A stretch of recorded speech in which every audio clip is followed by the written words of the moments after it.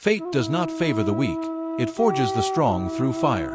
In the mighty kingdom of Hastinapura, two sets of brothers, one noble, the other envious, stood at the threshold of history. The Pandavas, 5 sons born of divine blessings, were destined for greatness, yet from the moment they opened their eyes, they were surrounded by rivalry and betrayal. Their cousins, the 100 Kauravas, led by the ambitious and power-hungry Duryodhana, harbored deep resentment, knowing that their path to the throne was blocked by the righteousness of Yudhishthira, the eldest Pandava.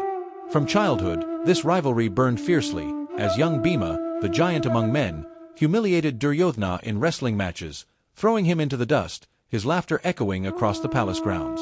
But envy is a poison that grows in silence, and Duryodhana, guided by his cunning uncle Shakuni, hatched a dark plan, one that nearly took Bhima's life. On a deceptive evening, he invited Bhima to a feast, drugged his food, and, under the cover of night, threw his unconscious body into the raging currents of the Ganges, hoping never to see him again. But destiny had other plans. The Nagas, the serpent beings of the underworld, saved Bhima, blessed him with the strength of 1,000 elephants, and sent him back, stronger, fiercer, unbreakable. When Bhima returned, the color drained from Duryodhana's face, but this was only the beginning of a lifelong feud. As the young princes grew, they were sent to train under the greatest guru of their time, the legendary Dronacharya. The Kuru princes stood in awe before their master, for he was not just a teacher, he was a warrior who could shape mortals into gods of war. From the start, one student stood out, one whose dedication surpassed all others, Arjuna. While the others trained during the day, Arjuna practiced through the night. When others aimed at a target, he focused only on its heart. And when the time came for the final test, when Dronacharya asked each student what they saw before them, a wooden bird perched on a tree. Some said they saw the tree, some saw the sky, but Arjuna, his eyes locked onto the target, simply said, "I see only the bird's eye." With a single shot, his arrow pierced the eye, earning him the title of his guru's greatest disciple. But destiny had another warrior in store, one who would one day stand against Arjuna as his fiercest rival. Enter Karna, the son of the sun god, abandoned at birth and raised by a humble charioteer.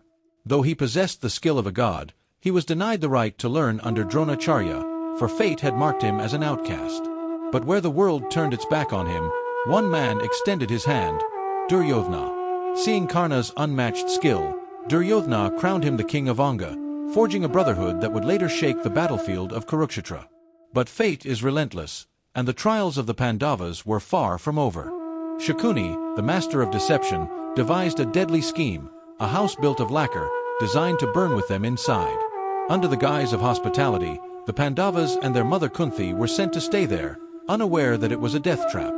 But fate whispered a warning through the wise Vidura, who secretly guided them to dig a hidden tunnel. On the fateful night when flames devoured the house, the Pandavas emerged unscathed, but to the world, they were dead. This was no mere escape, it was a rebirth. The Pandavas were no longer just princes, they were survivors, warriors forged by betrayal and fire. Their journey would take them into exile, to the forests where they would meet Draupadi, the princess of Panchala, and to the court where they would fall into the greatest trap of all, the dice game that would seal their fate. But that is a story for another time. For now, remember this: power is temporary, wealth is fleeting, but righteousness and resilience carve the path to true victory. Fate may test you, but it is your actions that decide your destiny. The rise of the Pandavas had begun, but their trials were far from over. The greatest battle of all time was yet to come.